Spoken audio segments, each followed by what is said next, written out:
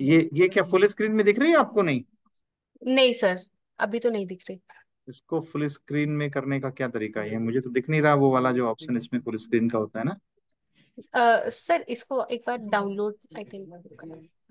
हाँ, I am sorry, just just मैं इससे खोल देता, मैंने गलती से उससे खोल दिया शायद।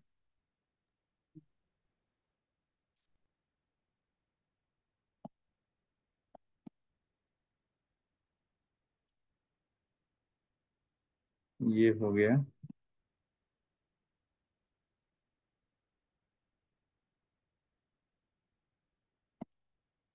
और now share.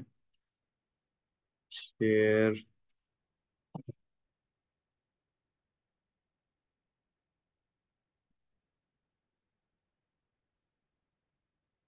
Can you see now? Yes sir. अब ठीक आ रहा है? जी सर देख सकते हैं। जी जी, sorry for this little trouble. And heat wave के बारे में देखिए, जहां पर भी हीट वेव की इस तरह से घटनाएं पहले से होती रही हैं, तो बहुत लोगों को बहुत आसानी से मालूम है कि हीट वेव या लू क्या होती है। लेकिन अभी पिछले कुछ सालों के अंदर ऐसी स्थिति हुई है कि जहां पे हीट वेव जैसी स्थितियां नहीं होती थी, वहां पे हीट वेव होने लगी है।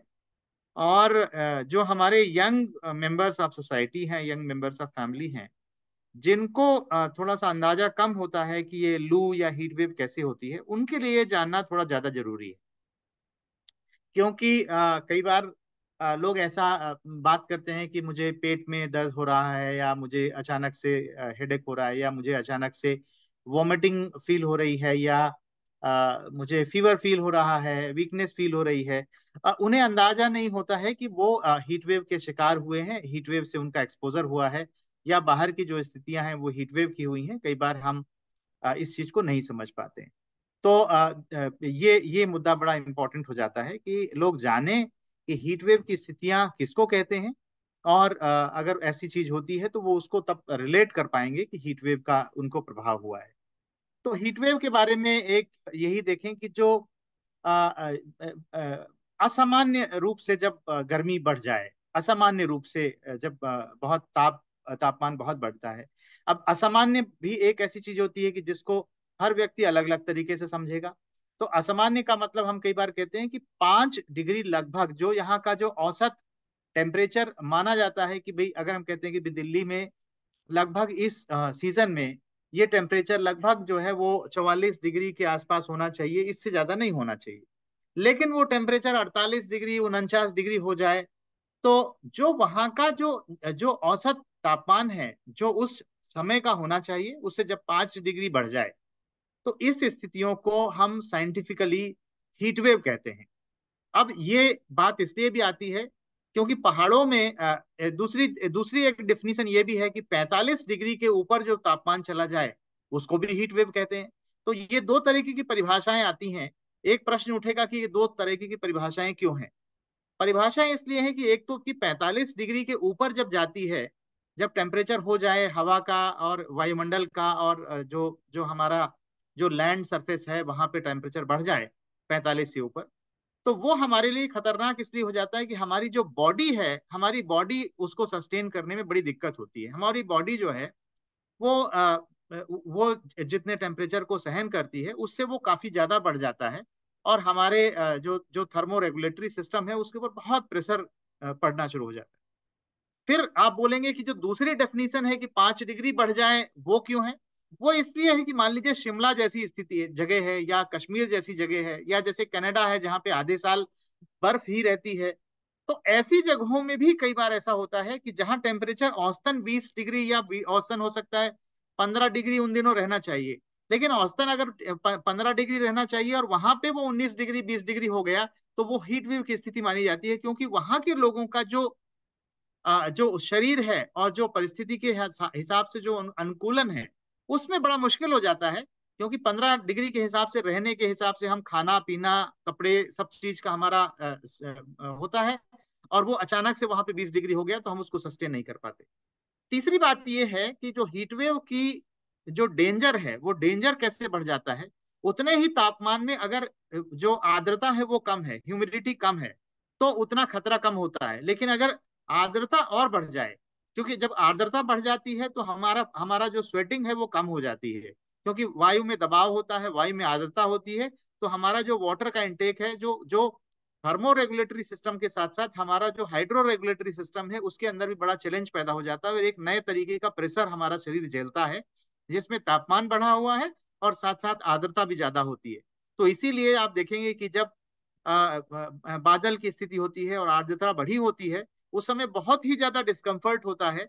और वैसे में अगर हमारा एक्सपोजर हो जाए हैवी हीट के साथ, तो बहुत ज्यादा नुकसान हमारे शरीर को, हमारे हमारे स्वास्थ्य को हो सकता है। अब इसमें इस तरह की बातें आती हैं, अभी भी आपको समाचार पत्रों में और न्यूज चैनल में, टीवी में, एफएम चैनल में, और वैसे भी लोग बताते हैं, हमारे जो गांव में दाई होती है या जो हमारे ग्राम सहायक होते हैं या जो हमारे सहेलियां होती हैं जो जो उसमें कार्य करती हैं स्वास्थ्य विभाग में, और बहुत सारे लोग, सभी ये कहते हैं कि पहली चीज है भैया, धूप में जाने से बचें। अगर संभव हो तो आप धूप के समय बाहर न जाएं। तो कैसे करें कि आप ये देख लें कि भाई सुबह सुबह कुछ काम करके आ जाएं अगर वो संभव है, या देर होने के बाद जाएं जब ठंड हो जाए। धूप का मतलब ये नहीं कि सिर्फ लगी हुई धूप हो, कई बार 5-6 बजे भी धूप जब लग रहा है कि नहीं धूप तो हल्की हो गई है, लेकिन इसके बाद भी हम निकल गए और हम बीमार पड़ गए। तो तापमान की स्थिति क्या है, जो आर्द्रता की स्थिति क्या है, थोड़ा उसको भी समझ करके हमें करना चाहिए। इसके बाद बाहर जा रहे हैं तो फिर हम क्या चीजें, कपड़े किस तरह से पहनने चाहिए, ढीले कपड़े, सूती कपड़े जो आर्द्रता को एब्जॉर्ब करें, जो उसको सोख ले। मुझे याद है कि कई जगह पे जहाँ पे पंखे और बिजली नहीं होते थे, उस समय काफी वर्षों के पहले मुझे याद है, तो लोग क्या करते थे, कपड़ों को हल्का सा गीला कर लेते थे। तो वो आर्द्रता रखता है, गीला रखता है, और जब हवा चलती है कपड़े, वो हवा लगती है तो वो कपड़े ठंडक प्रदान करते हैं आपको। कई जगह पे मैंने देखा कि लोग बेम्बू के और पत्तियों के, जो सूखी पत्तियों से अपने हैट बनाते हैं, और वो हैट सर पे रखते हैं और उसको पहले रात में भिगो देते हैं, और भीगा हुआ वो जो हैट होता है, जो पत्तियों का बना हुआ, वो आपके सर को ठंडक देता है। तो ये भी जानना कि शरीर के कौन से भाग हैं जहां पर हीट के लिए सेंसिटिविटी ज्यादा है, जैसे हार्ट का, चेस्ट का पार्ट है, आपके कान के पार्ट है, हेड है ना, ये सब चीजें हैं, हाथ की हथेली है। तो ये कुछ ऐसी जगह है जहां पर हीट ज्यादा प्रभावित करती है। उसके बाद जो अंडर आर्म्स है, वहां पे हीट अकोमोलेट होती है। तो इन चीजों को समझना कि कैसे हमें हीट प्रभावित करती है। पानी, अगर ठंडा पानी नहीं मिलता है तो जैसा पानी मिले पानी पीना जरूरी है। इन चीजों को रखना, हाइड्रेट करना, अपने आप को पता रखना कि हीट वेव होने वाली है, जो हमारा मौसम विभाग है वो सूचना देता है। इसके बाद बहुत ही साधारण है, ओआरएस की लोग जो बात करते हैं, लेकिन ओआरएस जरूरी नहीं कि आप घर में ही, जब जो आप बाहर खरीद के ही ओआरएस पिए। ओआरएस आप घर में बना सकते हैं। डब्ल्यूएचओ का फॉर्मूला बताया जाता है कि नमक डाल के, और इतना नमक कि आंसू जैसा, वो हल्का सा नमकीन महसूस हो, ज्यादा नमकीन ना हो, और हल्की सी उसमें चीनी डाल लें, और उसको आप अगर पीते हैं, थोड़ा सा नींबू भी डाल सकते हैं। और भी पेय होते हैं जैसे कि मांड, चावल का मांड होता है। तो इस तरह की बहुत सारी चीजें, छाछ है, नींबू पानी है, और जगह लोकल पेय कई ऐसे होते हैं जो इससे बचाने की कोशिश करते हैं। तो जो, जैसे हम कहते हैं ना कि दादी के नुस्खे, या जो जो जो हमारे जो वहाँ के लोगों की जानकारी होती है लोकल लेवल पे, उनको भी ध्यान में रखें। जानवरों को भी बचाएं, क्योंकि वो किसी को बता नहीं सकते उनको किस स्थिति में रखेंगे, पशुओं को, पक्षियों को। और हम पेड़ पौधों के बारे में भी इन चीजों को ध्यान दें। और लू के बारे में हम जितना जागरूक होंगे, तो एक तरीके से जागरूकता ही बचाव है। और अगर लू लग गया तो क्या करना है, इसके बारे में अगर हमको थोड़ा सा पता हो, कई बार क्या होता है कि बच्चे को नहीं पता है, वो आकर के लेट गया और थोड़ी बात कहता है मुझे तो बहुत तेज बुखार आ गई, या मुझे बहुत सर दर्द हो रहा है, उल्टी हो रही है। बाद में डॉक्टर के पास जाने पे वो 2-4 घंटे के बाद बताता है, डॉक्टर नहीं नहीं, इसे तो लू लग गई है, इसे तो हीट वेव या हीट स्ट्रोक हुआ है। लेकिन तब वो उस चीज का उपचार उस तरीके से नहीं हो पाएगा, क्योंकि उसके साइड इफेक्ट तब शुरू हो जाते हैं।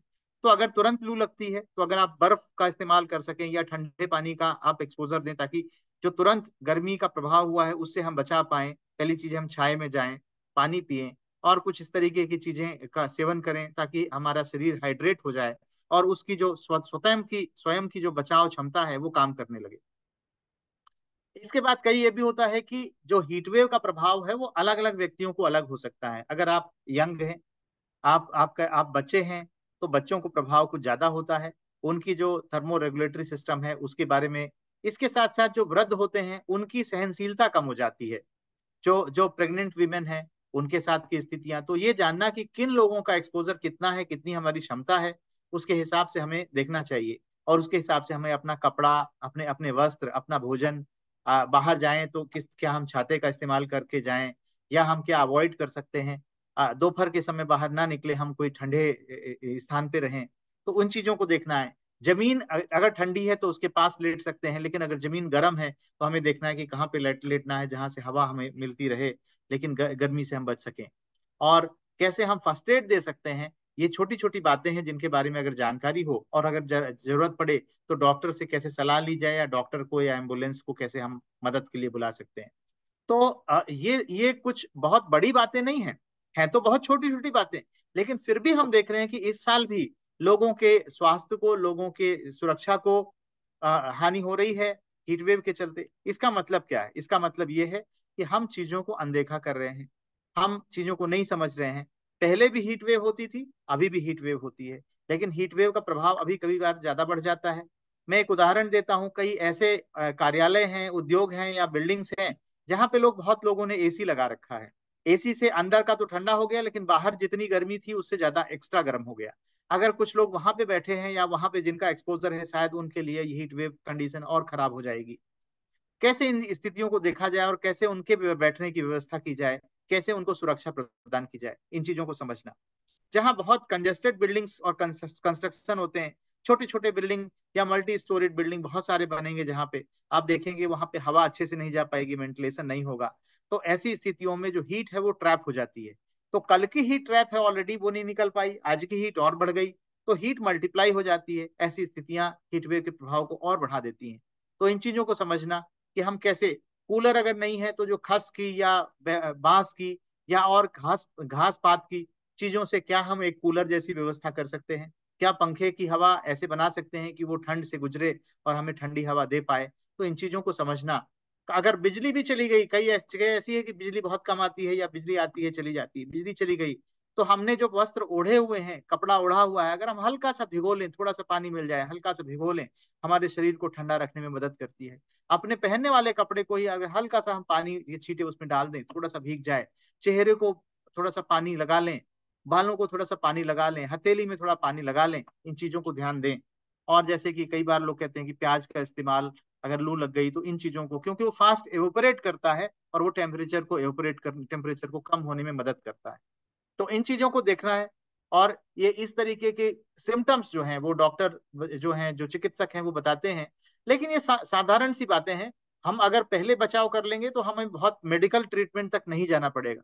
प्रयास हमारा यही होना चाहिए कि हम किस तरह की हीट की स्थितियां हैं तो कैसा हमें नुकसान पहुंच सकता है। कई बार क्रैम्प्स लगते हैं, पेट में बहुत अचानक से दर्द पैदा होता है ना। और कई बार हमने किस तरह का भोजन किया है उसके साथ अगर हीट कंबाइन हो गई तो हमें इस तरीके से स्थितियां हो सकती हैं। दस्त लग सकते हैं, सिर दर्द हो सकता है, बहुत ज्यादा चक्कर आ सकता है उसके साथ, है ना। तो उन चीजों को देख करके पैनिक फील हो सकता है। हाइपरटेंशन अगर किसी को इस तरह की स्थितियां रही हैं तो उसको एकदम से दौरे जैसे पड़ सकते हैं। तो इन चीजों को जानने की जरूरत है। और अगर हम पहले प्रिकॉशन को समझ लें कि हमें पहले से क्या प्रिकॉशन करना है, और अगर ऐसी स्थिति बनती है तो सबसे पहले फर्स्ट एड क्या देना है, और उसके बाद अगर नहीं होता है तब जाकर के हमें डॉक्टर की सलाह लेने की जरूरत पड़ेगी।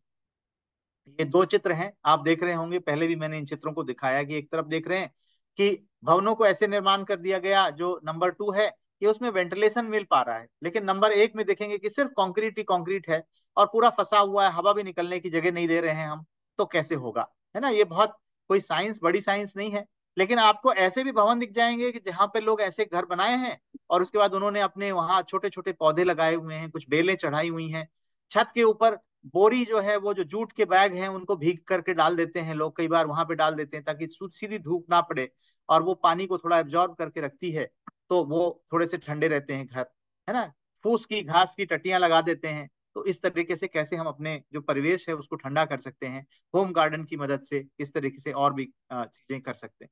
ये देखिए, ये अगर हम कर पाए, अगर हम प्लानिंग कर पाए तो ऐसी व्यवस्थाएं भी की जा सकती हैं जहाँ पे हरित भवन की बात आजकल हो रही है, ग्रीन बिल्डिंग की बात हो रही है। तो उदाहरण है, हमारे भारत में भी उदाहरण है, अच्छे उदाहरण है, लेकिन बुरे उदाहरण भी है। हमें पहचान करनी है कि बुरे उदाहरण कौन से हैं, उनको कम से कम करें और अच्छे उदाहरण को हम अधिक से अधिक बढ़ाएं। ये वाटर हार्वेस्टिंग सिस्टम के साथ भी काम करेंगे, क्योंकि कई बार जो हीट वेव के बीच में कई बार छोटी मोटी बारिश भी हो जाती है और फिर से हीट वेव बढ़ जाती है।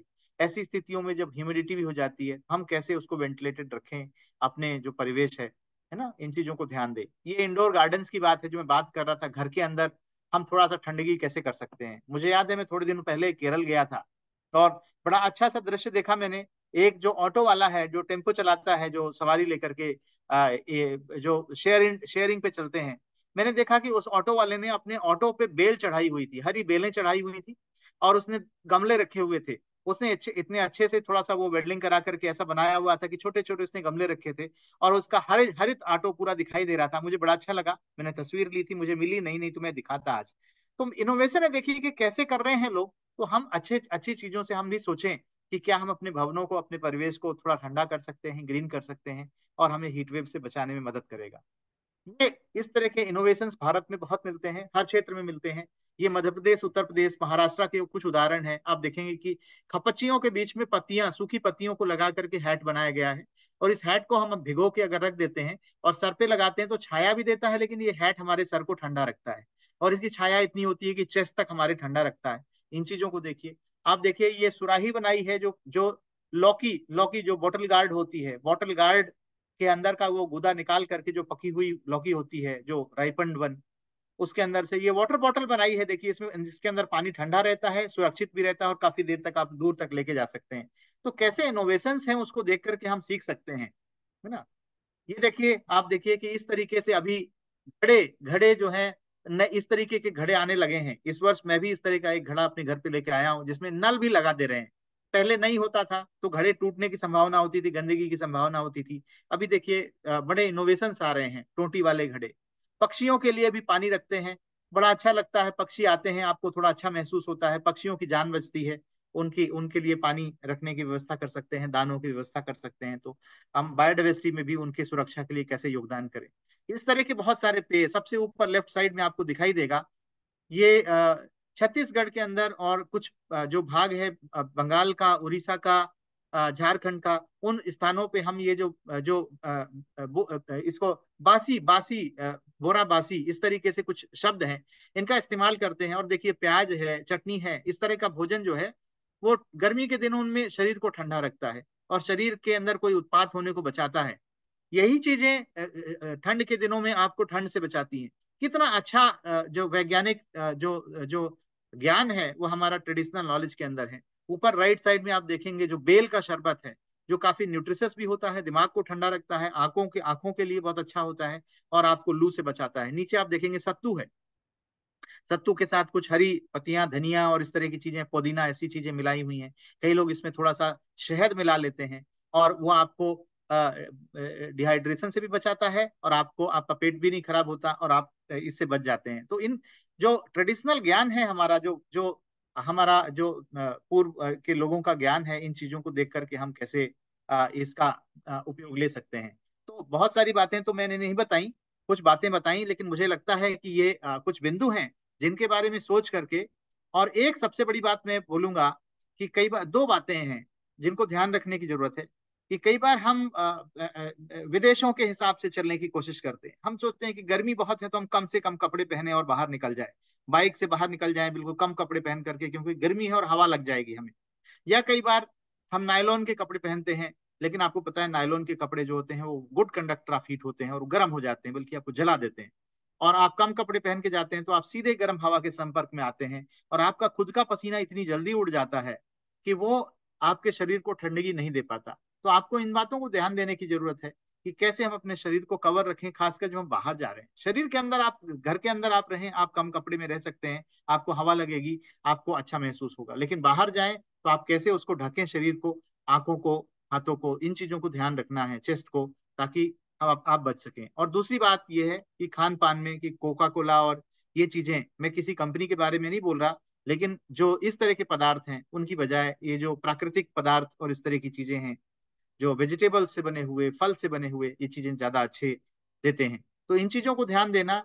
और तीसरी, लास्ट बात ये, आखिरी बात ये, कि हीट वेव के शिकार कई बार लोग एक शर्म की वजह से हो जाते हैं। नहीं नहीं, मैं छाता लेके क्यों जाऊं, नहीं नहीं, मैं सर ढक के जाना मुझे बड़ा शर्म लगता है, मैं तो थोड़ा आधुनिक बन के रहना चाहता हूँ या रहना चाहती हूँ। नहीं नहीं, आप मुझे क्या बूढ़ा समझते हो, मैं तो अभी बहुत जवान हूँ, मुझे कोई फर्क नहीं पड़ता, मैं तो ऐसे ही जा सकता हूँ। ये इस तरह की भावनाओं से बचें। इस तरह की भावनाएं आपके स्वास्थ्य को खतरे में डाल सकती हैं। कृपया इन चीजों का ध्यान दें। आपके स्वास्थ्य को आप पहली प्राथमिकता दें, तो हीट वेव में आप खुद भी बचें। और जब आप इस तरह की सुरक्षा व्यवस्था करेंगे, लेंगे, तो दूसरे लोग भी आपको देखकर प्रेरित होंगे, और इस तरीके से समाज में हम एक सही संदेश देंगे और लोग अपने आप को हीट वेव से बचा सकते हैं। धन्यवाद। आगे की कार्यवाही के लिए मैं आगे से अतिशा सूद जी को कहता हूं कि वो आगे की कार्यवाही जारी रखें। धन्यवाद। Thank you sir. बहुत बहुत शुक्रिया आपका। आपने हमारे साथ बहुत ज्यादा रणनीतियां शेयर करी हैं जिससे हम अपने आप को बचा सकते हैं लू से, उष्ण लहर से, और भी किस तरह से हम जो है इसका प्रभाव जो है वो अपने ऊपर कम कर सकते हैं, और साथ ही साथ में अपने आसपास भी देख सकते हैं कि दूसरे लोगों को इससे कम से कम प्रभाव हो। अब हमारे पास नेक्स्ट है डॉक्टर अनिल अग्रवाल जी। सर हेल्थ स्पेशलिस्ट हैं फ्रॉम यूनिसेफ राजस्थान, और सर आज हमें बताने वाले हैं कुछ स्पेसिफिक रणनीतियां जो हम इस्तेमाल करके अपने आप को इस लू के मौसम से और इस उष्ण लहर से बचा सकते हैं। सर आप यहाँ पे हैं? Thank you very much. Okay, thank you sir. ज्यादातर चीजें अनिल सर ने बहुत डिटेल में और बहुत अच्छे से कवर कर ली। हालांकि कुछ चीजें रिपीट होंगी, पर जो मैं शेयर करना चाहता हूँ वो सभी साथियों के लिए भी काफी उपयोगी होगा, क्योंकि वो हिंदी में है और बहुत सरल भाषा में है।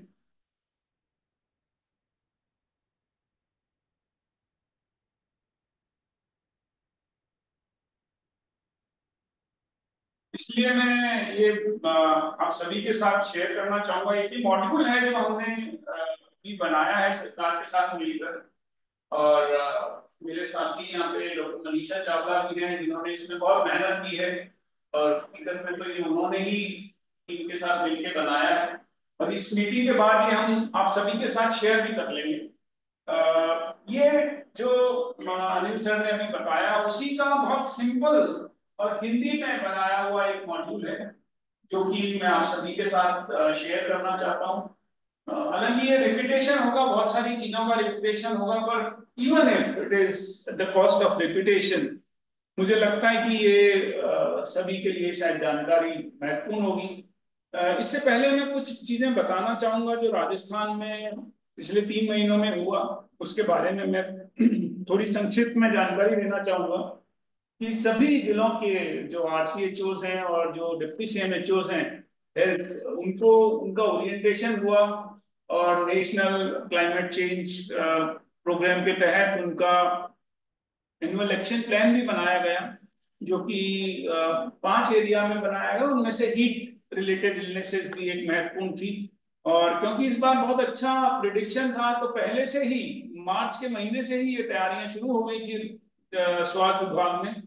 और उसके लिए ही ये मॉड्यूल और इसका ट्रेनिंग और ओरिएंटेशन भी बहुत पहले हम लोग कर चुके थे, सरकार के नीचे तक के लोगों का, आशा ANM तक का, और कुछ NGOs के साथ भी हम लोगों ने ये ट्रेनिंग की। और जैसा कि अभी अनिल जी ने बताया कि जो मेन फैक्टर्स हैं, कि एक तो ज्यादा लंबे समय तक अधिक टेम्परेचर रहना, जिसकी कैटेगरी भी उन्होंने बताई, सभी के साथ शेयर की, 45 डिग्री से ज्यादा और 5 डिग्री से ज्यादा का वेरिएशन होना। और जो ज्यादा महत्वपूर्ण बात है, जो कि अब आने वाले समय में बहुत ही इंपॉर्टेंट हो जाएगी, और इस साल खास तौर पे ज्यादा, कि ह्यूमिडिटी का लेवल जब ज्यादा होता है, राजस्थान में कुछ हद तक एक अच्छी बात है कि ड्राई हीट ज्यादा होती है, पर जुलाई और अगस्त में हीट के साथ ह्यूमिडिटी भी यहाँ पे होती है। जब ह्यूमिडिटी बढ़ती है तो हीट स्ट्रोक की संभावना तब भी ज्यादा होती है। ये बहुत महत्वपूर्ण बात है ध्यान रखने के लिए, क्योंकि उस समय इवेपोरेशन कम होता है, और जो शरीर को ठंडा करने की क्षमता होती है वो कम हो जाती है। इसके अलावा जो अभी जैसा दिखाया पिक्चर के माध्यम से, अर्बन हीट आइलैंड इफेक्ट, कि जो कंक्रीट और डामर की अधिक गर्मी जो एब्जॉर्ब करने के कारण सतह को गर्म बनाए रखते हैं, और जिससे ज्यादा हीट स्ट्रोक बढ़ने की संभावना बढ़ जाती है। अक्सर हम सोचते हैं कि खुले मैदानी क्षेत्रों में ही हीट स्ट्रोक होता है, बल्कि ऐसा नहीं है। जो हमारे जो कंक्रीट और डामर के कारण भी इसकी प्रिवलेंस के बढ़ने की संभावनाएं ज्यादा हैं। इसके अलावा जो हम देख जानते हैं कि पेड़ कट रहे हैं और छायाओं का अभाव होने लगा है। जैसा जयपुर में आप लोगों ने देखा होगा कि जब मल्टी स्टेक होल्डर मीटिंग हुई, उसका एक ये सजेशन निकल के आया था, और कुछ दूसरे राज्यों में जो ये इनोवेशन किया गया कि ग्रीन नेट अब चौराहों पर कई जिलों में दिखाई देने लगी है। ये एक अच्छा शुरुआत है जिसके तहत छाया की व्यवस्था करने की एक कोशिश है। तो वायु प्रदूषण भी एक इम्पोर्टेंट कंट्रीब्यूटर है जिसके कारण रेस्पिरेटरी इलनेसेस और गर्मी के कारण उसको मैनेज करने की समस्या हो जाती है। इसके अलावा जो बहुत महत्वपूर्ण बात है कि जो पर्सनल फैक्टर्स, खासतौर पर जो छोटे बच्चे हैं, जो बुजुर्ग लोग हैं, उनमें ये वल्नरेबल पॉपुलेशन है जिनमें कोई बीमारियां हैं, जैसे कोई हृदय रोग का मरीज है या मधुमेह के रोगी हैं, श्वसन रोग, मोटापे से जो ग्रस्त व्यक्ति हैं, उनमें हीट स्ट्रोक होने की संभावना नॉर्मल लोगों से ज्यादा होती है। और अगर कई लोग पानी अगर कम पी रहे हैं और हीट में अगर आप ज्यादा एक्सपोज हैं, तो आपकी किसी की भी प्रिविलेंस संभावना जो है हीट स्ट्रोक या हीट रिलेटेड इलनेस होने की बढ़ जाती है। जैसा अभी अनिल जी ने भी बताया कि कपड़े बहुत महत्वपूर्ण रोल प्ले करते हैं। भारी या नायलॉन के कपड़े पहने हो तो आपके संभावना है कि अब हीट का डिसिपेशन नहीं हो पाता और हीट स्ट्रोक होने लगता है। कुछ दवाएं भी हैं जो जिनके कारण हीट स्ट्रोक की संभावना या हीट रिलेटेड इलनेस की संभावनाएं बढ़ जाती हैं। तो इन जोखिमों के लिए हम सबको जागरूक होना जरूरी है। व्यक्तिगत कारण भी और पर्यावरण के जो कारण है उन सभी के बारे में जानकारी हम ज्यादा से ज्यादातर लोगों तक पहुंचा सकें तो बहुत ही महत्वपूर्ण होगा। और कुछ चीजें जो गर्मी के रिलेटेड जो बीमारियां हैं, मैं उनको संक्षिप्त में पुनः बताना चाहूंगा। और ये बहुत ही सरल भाषा में हमने आप सभी के लिए और फ्रंटलाइन वर्कर्स के लिए बनाया है मॉड्यूल, जिसको हम इस मीटिंग के बाद शेयर भी कर लेंगे आप सभी के साथ। और इस प्रेजेंटेशन के बाद अगर आपके कोई सवाल हो तो हमें खुशी होगी आपके जवाब देने में। सबसे कॉमन जो हम सब छोटे थे गर्मी के जमाने में, घुमौरियां हम सब जानते हैं, जो कि छोटी छोटी लाल रंग की दाने हो जाते हैं, इनमें खुजली होती है। वो अक्सर इसलिए हो जाती है क्योंकि जो छिद्र होते हैं जहाँ से पसीना निकलता है वो बंद हो जाते हैं और पानी बाहर नहीं निकल पाता, जिसके कारण टेम्परेचर भी नहीं निकल पाता और उनमें कई बार पस भी पड़ जाता है अगर हाइजीन ठीक नहीं हो। तो इसका इलाज यही है कि साबुन से नियमित रूप से उसका स्नान किया जाए और शरीर को संभव हो वहां तक ठंडा रखने की कोशिश की जाए। ये बहुत कॉमन है, बच्चों में बहुत ज्यादा दिखाई देती है। और पहले तो बहुत ही कॉमन, जब ये कूलर और एसी का जमाना नहीं था तो बहुत कॉमन गांवों में और शहरों में भी काफी कॉमन दिखाई देती थी, पर अभी भी होती है बच्चों में और बुजुर्गों में भी। इसके बाद जो हीट क्रैम्प्स हैं, गर्मी के कारण ऐंठन, जो कि आमतौर पर पेट और पैरों की मांसपेशियों में एक ऐंठन आती है जिसको हम क्रैम्प्स कहते हैं। ज्यादातर समय में ये अगर कोई एथलीट है या फार्मर है या कोई गर्मी में ज्यादा व्यायाम कर रहा है उन व्यक्तियों में ये होती है। खासतौर पर ये इलेक्ट्रोलाइट इम्बैलेंस के कारण होती है। और इसका जो बेहतरीन इलाज है वो ओआरएस और इलेक्ट्रोलाइट युक्त, जैसा अभी बताया पहले भी, कि आप घर में भी बना सकते हैं। जरूरी है बाजार से ही खरीद कर आप खाएं। नमक और जो विभिन्न तरह के पदार्थ पिक्चर के माध्यम से दिखाए भी थे, वो लेते रहने से आप इसको बचाया जा सकता है। और अगर हो जाए तो मरीज को, जो भी व्यक्ति हो, उसको छायादार जगह पर लेकर जाए और ऐंठन वाली मांसपेशियों में खिंचाव दें ताकि आराम मिले और धीमी धीमी मालिश करें और इलेक्ट्रोलाइट युक्त पदार्थों का सेवन कराएं। उससे इसमें आराम आ जाता है। और ना आए तो तुरंत चिकित्सक को संपर्क करें। इसके अलावा हीट एग्जॉस्शन की काफी थकावट होने लगती है गर्मी के कारण, जो अभी बताया कि कई बार ऐसा लगता है कि अरे कुछ भी नहीं हुआ, पर हकीकत में वो गर्मी से कई बार ऐसा तकलीफ होने लगती है। भारी पसीना हो जाता है, कमजोरी आती है, एकदम ठंडा होने लगता है, सर दर्द बहुत कॉमन सुनने में आ रहा है आजकल, चिपचिपे हाथ पैर हो जाते हैं और नाड़ी बहुत या तो कमजोर और तेज होने लगती है। कभी कभी बेहोशी और उल्टी जैसी स्थिति भी होने लगती है। और इसका कारण, अगर हम लंबे समय तक धूप में के संपर्क में हो, और ये ज्यादातर जब आर्द्रता ज्यादा हो या आपकी फिजिकल एक्टिविटी बहुत ज्यादा हो, उस समय ये देखने को मिलता है। और इसका जो इलाज है वो अधिक पानी पिए, और गर्म मौसम में अगर परिश्रम कर रहे हैं तो हल्के ढीले कपड़े पहने, और कोशिश करें कि 11 से 3 बजे के बीच में धूप से बचने की कोशिश करें। शराब इत्यादि के सेवन से बचना एक बहुत ही महत्वपूर्ण तरीका है। और घर पर ही रहना और पर्दे खिड़कियों में डालकर रहना इम्पोर्टेंट है। प्राथमिक उपचार में पीड़ित को ठंडी जगह पर लेटाएं और कपड़े ढीले कर दें, और ठंडा गीला कपड़ा लगाएं ताकि टेम्परेचर जो है तेजी से कम किया जा सके। पंखा या अगर एसी है तो एसी में लेटाएं उसको, और धीरे धीरे पानी पिलाएं।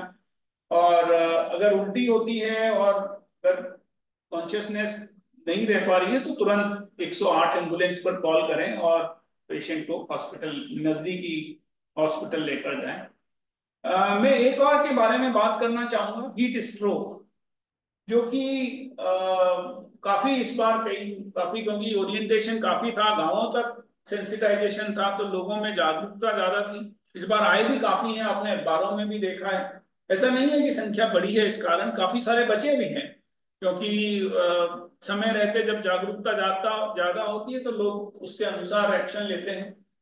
इसमें खास तौर पर शरीर का अधिक तापमान होना, गर्म सूखी त्वचा, नाड़ी का तेज चलना, बेहोशी सी आना, और कई बार मानसिक स्थिति भी अजीब सी होती है, कई बार बहकी बहकी बात करने लगते हैं, और कभी कभी पसीना ना भी आए, ये भी संभव है। अक्सर हम सोचते हैं कि हीट स्ट्रोक, लू लगी है तो पसीना तो आएगा ही, पसीना नहीं आ रहा तो कुछ और है, पर ऐसा भी संभव है कि पसीना ना आए।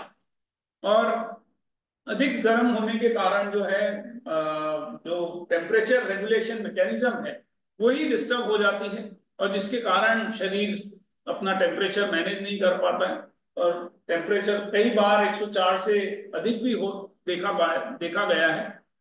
और ये एक इमरजेंसी स्थिति है जिसमें मरीज को तुरंत छाया वाली जगह पर लेटाना चाहिए। और वृद्ध और छोटे बच्चे, pregnant lady, breast feeding, heart जो ब्रेस्ट फीड कर रही है महिलाएं, हार्ट के पेशेंट्स, किडनी के पेशेंट्स, डायबिटीज वाले लोगों को सबसे ज्यादा इससे खतरा हो सकता है। इसका बचाव यही है कि ज्यादा पानी पिए, और अगर गर्म मौसम में परिश्रम कर रहे हैं और कुछ काम कर रहे हैं तो खास तौर पर ज्यादा ध्यान रखें कि पानी ज्यादा पीते रहें, और हल्के रंग के ढीले कपड़े पहने, और 11 से 3 बजे के बीच में काम ना करें। और प्राथमिक उपचार, मरीज को तुरंत ठंडे पानी में डुबोएं। आजकल एक टेको टेक्निक भी है जिसमें कि टर्पोलिन असिस्टेड कंट्रोल मैकेनिज्म है, जिसमें कि एक तिरपाल के अंदर जो अफेक्टेड व्यक्ति है उसको लेटाकर और बर्फ डालकर और ऑसिलेट किया जाता है, हिलाया जाता है, जिससे कि तेजी से टेम्परेचर कम हो जाता है। उसका भी हमने एक वीडियो बनाया है, हम आपके साथ इस मीटिंग के बाद शेयर कर लेंगे, तो आप उसको भी देख सकते हैं। और ये कुछ मेन समस्या हैं जो देखने को मिली हैं हीट के कारण। और हम ये मॉड्यूल आप सभी के साथ शेयर कर लेंगे, आप ज्यादा से ज्यादा इसको लोगों तक पहुंचाएं। और आईसी मटेरियल भी आप लोगों ने भी देखा होगा, विभिन्न जिलों में लगाए गए हैं, हम इस मीटिंग के बाद वो भी आपके साथ शेयर कर लेंगे। और एक सभी चिकित्सा संस्थानों में मॉक ड्रिल्स भी किए गए हैं, तो मॉक ड्रिल का भी एक वीडियो बना है, वो भी हम आपके साथ इस मीटिंग के बाद शेयर कर लेंगे। आपके कोई प्रश्न होंगे तो हमें खुशी होगी आपके जवाब देने। Thank you. Thank you sir. Thank you, आपने बहुत डिटेल में हमें डिफरेंट तरीके बता दिए जिससे हम अपना बचाव कर सकते हैं, अपने आसपास लोगों का और बचाव कर सकते हैं, और कौन से ग्रुप्स हैं जिसको हमें और खास ध्यान रखना है, जैसे हमारे घर में महिलाएं हैं, छोटे बच्चे हैं, वृद्ध व्यक्ति हैं, उन सबका हमें खास ध्यान देना चाहिए, और किस टाइम पे हमें अवॉइड करना चाहिए बाहर निकलना। सर आपका बहुत बहुत धन्यवाद। और अब हम लोग किसी के भी, हमारे जो दर्शक हैं या हमारे जो पार्टिसिपेंट्स हैं, किसी के अगर कोई प्रश्न है तो वो सब अभी चैट बॉक्स में पूछ सकते हैं या अपना हैंड रेज कर सकते हैं, तो वो हम हमारे जो स्पीकर्स हैं उनसे अपने प्रश्न जो है वो पूछ सकते हैं। और जैसे सर ने बताया, जो मॉड्यूल्स हैं और जो पीपीटी सर ने यूज करी है, वो हम आपको जो जैसे ये वेबिनार खत्म होता है तो आपको एक मेल आएगा, आपको बस फीडबैक फॉर्म अपना सबमिट करना है, और हम आपको जो भी आज हमने मटेरियल यूज करा है या जो भी एक्स्ट्रा मटेरियल सर ने बताया यूनिसेफ की ओर से, वो हम आपके साथ उस मेल के फॉलोअप में शेयर कर देंगे। अगर किसी के भी कोई सवाल है तो चैट बॉक्स में लिख सकता है या फिर अपना हैंड रेस कर सकता है प्लीज।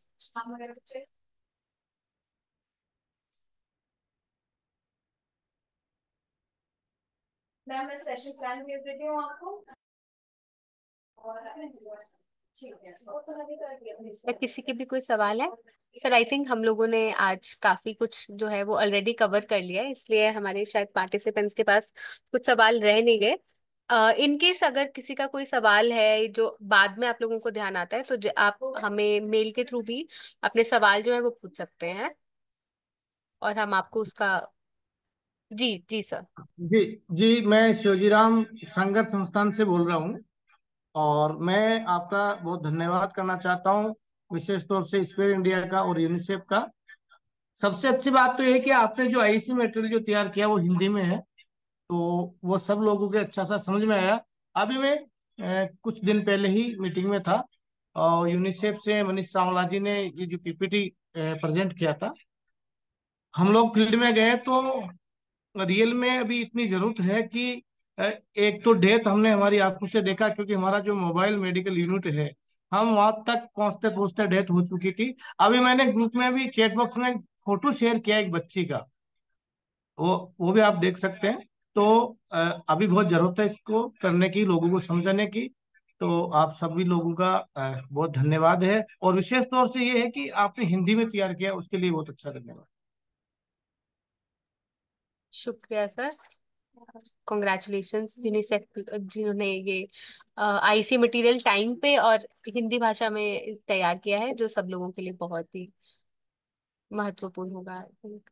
और किसी के कोई सवाल हैं अगर हमारे स्पीकर से, तो वो पूछ सकते हैं। यार नमस्ते मैडम। हेलो। जी सर। जी नमस्ते, मैं दिनेश कुमार यादव बोल रहा हूँ, बक्सर डिस्ट्रिक्ट बिहार से। मेरी संस्था है नव चैरिटेबल सोशल हेल्थ फाउंडेशन, और हम बंगाल, बिहार, उत्तर प्रदेश, 3 स्टेट में हम काम कर रहे हैं ग्लोबल वार्मिंग के ऊपर, जिसमें इन्वायरमेंटल चेंजेस और एग्रो क्लाइमेटिक चेंजेस और एग्रीकल्चर रीजनरेटिव प्रैक्टिसेस के ऊपर, जिससे रिलेटेड आपका टॉपिक था आज का। ये जो सेमिनार था, मीटिंग थी, वो बिल्कुल हमारे से रिलेटेड था। हमारी संस्था जो कर रही है, तो बंगाल, बिहार, यूपी में लगभग 5-5 डिस्ट्रिक्ट में हम काम कर रहे हैं। नई संस्था है, और आपसे इस तरह की सपोर्ट की काफी अपेक्षा रखते हैं, और मैं आशा करता हूं कि फ्यूचर में भी आप हमें इस तरह की गतिविधियों में जोड़ के रखेंगे। मेरा कार्य क्षेत्र पूरा हिंदुस्तान है। अभी मैं शुरू किया हूँ मात्र इस साल से, और 2-3 प्रोजेक्ट हमारे छोटे छोटे चल रहे हैं इसी तरह के। तो मैं चाहूंगा कि ये जितने पावर पॉइंट थे, एक बार इस मटेरियल को हम लोगों को मेल्स के थ्रू भेज दिया जाए, ताकि आगे और भी हम लोग कैपेसिटी बिल्डिंग के लिए बेटर रहेगा। Thank you madam. Thank you sir. Thank you अपने जी संस्था के बारे में हमें बताने के लिए। जी जी। जी सर, किसी और का कोई सवाल है क्या? कौन?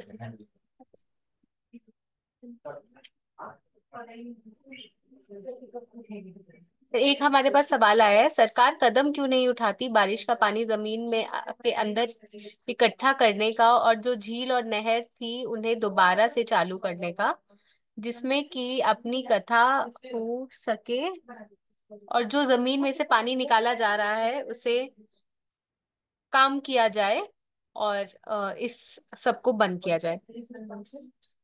डॉक्टर अनिल, आप कुछ कहना चाहेंगे इसके बारे में, जो हमारा वाटर टेबल वगैरह है उसको डिक्रीज हो रहा है, और कैसे रेन वाटर हार्वेस्टिंग को हमें प्रमोट करना चाहिए, अगर उसके ऊपर आपका कुछ इंसाइट्स है तो।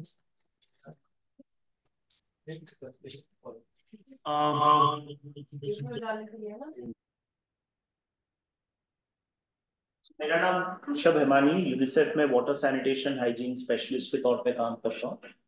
जो नवदीप जी ने यहाँ पे मुद्दा रखा है, हालांकि वो हीट वेव से थोड़ा अलग मुद्दा है, पर वो एक तरीके से जुड़ा भी है। जब हम राजस्थान की बात करें या और प्रदेश की बात करें, पानी की व्यवस्था जो है उसके ऊपर काफी काम करने की आवश्यकता है, जिसके ऊपर सरकार के तौर पे यहाँ पे जो नॉन गवर्नमेंट ऑर्गेनाइजेशन जो एनजीओज है, उन्होंने भी इस पे काफी काम किया है। राजस्थान में हमारी एक परंपरा रही है ट्रेडिशनल वाटर हार्वेस्टिंग की, जो कि पानी का जैसे जैसे अपने घर तक आना शुरू हुआ है, वो कहीं ना कहीं उसके ऊपर जो है उसका महत्व या उसके ऊपर जो फोकस है वो थोड़ा कम हुआ है। तो इसको ध्यान में रखते हुए जो हमारा अभी जो फोकस होना चाहिए वो निश्चित रूप से इसके ऊपर पॉलिसी लेवल, प्रोग्राम लेवल और एक फील्ड लेवल पे इसको फिर से एक अवेयरनेस और उसके ऊपर काम करने की आवश्यकता है। ये न सिर्फ हीट वेव या इस समय के दौरान, पर ये एक साल भर चलने वाली एक एक्टिविटी होनी चाहिए। अभी का समय बेहतरीन समय है बारिश से पहले का, जो हम रेन वाटर हार्वेस्टिंग के ऊपर फोकस करें। ये हीट वेव से अलग मुद्दा है, बट फिर भी ये एकदम इम्पोर्टेंट है। Thank you sir.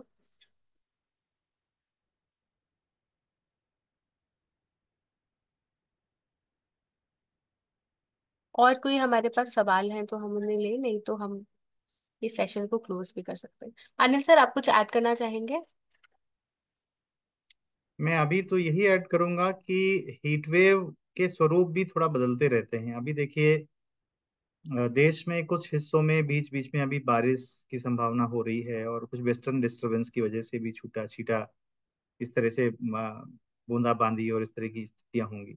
तो लोग कई बार ओवर कॉन्फिडेंस में जाते हैं, नहीं नहीं अब तो ठीक है, अब तो ठीक है। तो उन चीजों को थोड़ा सा फोरकास्ट को देखें, टेम्परेचर पे ध्यान दें। क्योंकि ये भी होता है कि जब हमारा एक्सपोजर एक दिन होता है टेम्परेचर को, तो शायद हमारे अंदर एक क्षमता हमारी काम करती है। दूसरे दिन, तीसरे दिन, तो ये कॉन्सिक्यूटिव जब हमारा एक्सपोजर होता है, उसको भी ध्यान देने की जरूरत है। कई बार कॉन्सिक्यूटिव एक्सपोजर हमारा थोड़ा सा कम भी हुआ लेकिन लगातार हो रहा है, तो हमारी क्षमता काम नहीं कर पाती है। तो इन चीजों को भी ध्यान देने की जरूरत है। और ऑफ एंड ऑन ये चलता रहता है। अभी जून तो पूरा, लेकिन कई बार कुछ दिनों तक जुलाई में भी ऐसी स्थितियां रहती हैं। तो आप इस जानकारी को जितना मल्टीप्लाई करेंगे, शेयर करेंगे, हमारा देश, हमारा समाज और हम सब मिलके जो हीटवेव के दुष्प्रभाव को कम कर सकते हैं। यही मेरा संदेश है। जी, थैंक यू सर। सर, हमारे पास एक और सवाल है। बहुत सारे आरओ प्लांट लगा रखे हैं। ये प्लांट जमीन से पानी निकाल कर मार्केटिंग करते हैं। जैसा कि देखा जाता है, 1 लीटर पानी को बनाने के लिए 10 या 20 लीटर पानी जो है वो बर्बाद होता है। इस पर ना कोई सामाजिक स्तर पर नजर डाल रहा है और ना ही सरकार की तरफ से कोई एक्शन है।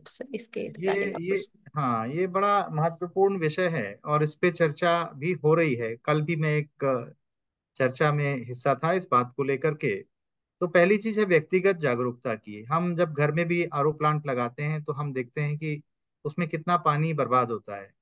तो थोड़ी सी अगर हमें आरओ प्लांट लगाना है तो हमें देखना है कि जो भी पानी निकल रहा है उसकी हम पूरी व्यवस्था कैसे कर पाए कि उस पानी को हम सटीक ढंग से उसको रीयूज करें। कैसे रीयूज करेंगे। दूसरी बात है, आरओ के साथ में एक हेल्थ का भी पॉइंट जोड़ना चाहूंगा कि उसमें टर्बिडिटी जब हमारी बहुत कम हो जाती है तो उसमें कैल्शियम भी कम हो जाता है।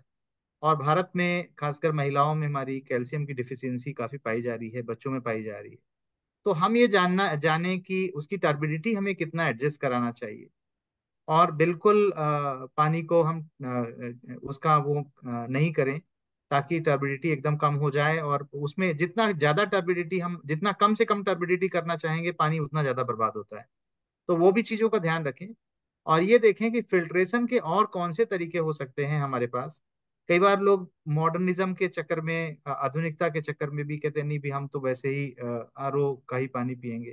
थोड़ा सा स्वास्थ्य की स्थितियां होती हैं, लेकिन एक बात समझने की कोशिश करें, है ना। कई बार लोगों का स्वाद हो जाता है कि नहीं मुझे आरओ का ही पानी पसंद आता है, अब उसका स्वाद नहीं पसंद आता मुझे। तो इन चीजों को समझने की कोशिश करें कि क्या वाकई हमें आरओ की जरूरत है, या हम उसके दूसरे विकल्प हैं उन पे करें। और साथ ही साथ मेरा जो छोटे छोटे उद्योग हैं जो पानी के और इस सब में काम करते हैं, जो रिसर्च करने वाले भी हैं, उनसे भी निवेदन है कि हम सस्ते तरीके मार्केट में लाएं और सस्ते तरीके लोगों को उसके डिजाइन उपलब्ध कराएं कि लोग घर में आ, अच्छे फिल्ट्रेशन को कर पाएं। और जो हमारे ट्रेडिशनल मेथड्स रहे हैं वाटर फिल्ट्रेशन के, उसको भी करके हम वाटर फिल्ट्रेशन कर सकते हैं। लोग कई बार सोचते हैं अच्छा इतना झंझट कौन करे, आरओ प्लांट ही लगा लेते हैं। तो ये भी बात है, या हम आरओ की वो 20 लीटर की बोतल ही खरीद लेते हैं। तो सिर्फ हम प्लांट के ऊपर नहीं कह सकते। जो प्रोडक्शन है, उत्पादन है और जो उद्योग है, वो हमेशा उपभोक्ता से जुड़ा हुआ है। तो और उपभोक्ता का मन तभी बदलेगा जब उसके अंदर जागरूकता आएगी, उसको समझदारी की जरूरत है।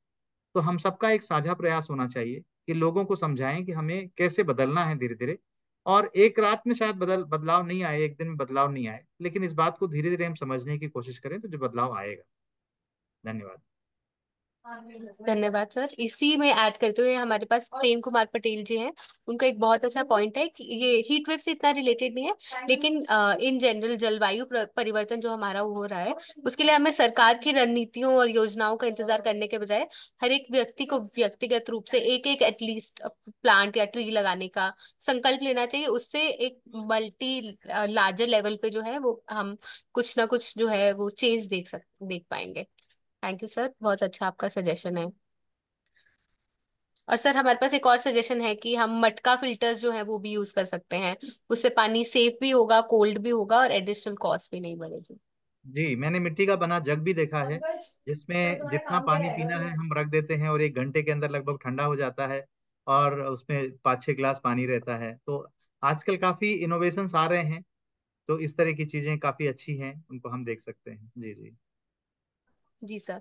सर डॉक्टर अग्रवाल, आप सर कुछ ऐड करना चाहेंगे?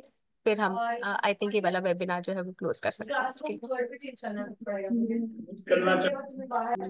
दूरस्थ जगहों से सभी साथीगण जुड़े हैं आज, कि एक तो जो लॉन्ग टर्म इंटरवेंशंस की बात हो रही है वो बहुत अच्छी है, पर अभी जो तुरंत हमें करना है वो जागरूक करना है लोगों को, ताकि हीट वेव से बचाया जा सके, हीट इंजरीज से बचा जा सके।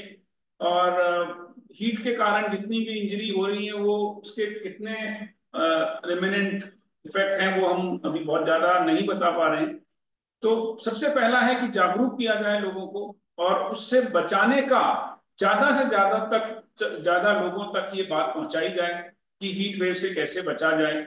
और दूसरा, अगर कोई किसी को कभी कुछ हो जाए तो कैसे उसका तुरंत उपचार किया जाए, क्योंकि प्राथमिक उपचार की बहुत ही महत्वपूर्ण भूमिका है इसमें। क्योंकि जब तक 2-3 घंटे में या 1 घंटे में पहुंचते हैं लोग हॉस्पिटल तक, तब तक काफी नुकसान हो चुका होता है। तीसरा, कि अभी राजस्थान सरकार ने सभी जिलों को आदेश दिए हैं, सभी संस्थाओं को आदेश दिए कि वो हर चिकित्सा संस्थान में एक हीट स्ट्रोक रूम बनाए, और एम्बुलेंसेस भी पूरी इक्विप की गई हैं। तो ये 3 चीजें मैं बताना चाहता हूं सभी की जानकारी के लिए, कि लोगों को अधिक से अधिक इसके बारे में जागरूक करें। धन्यवाद। धन्यवाद सर। धन्यवाद, आपने हमारा जो आज का थीम है उसको फिर से रिटीरेट कर दिया है कि अभी जो हीट वेव चल रही है उससे बचाव सबसे पहले सबसे ज्यादा इंपॉर्टेंट है। दूसरी चीजों का भी हमें ध्यान रखना है इन द लॉन्ग रन, लेकिन अभी के लिए हमारा जो फोकस है वो होना चाहिए ऑन सेविंग डिफरेंट लाइव्स और कैसे हम उष्ण लहर का जो प्रभाव है वो कम से कम कर सकें।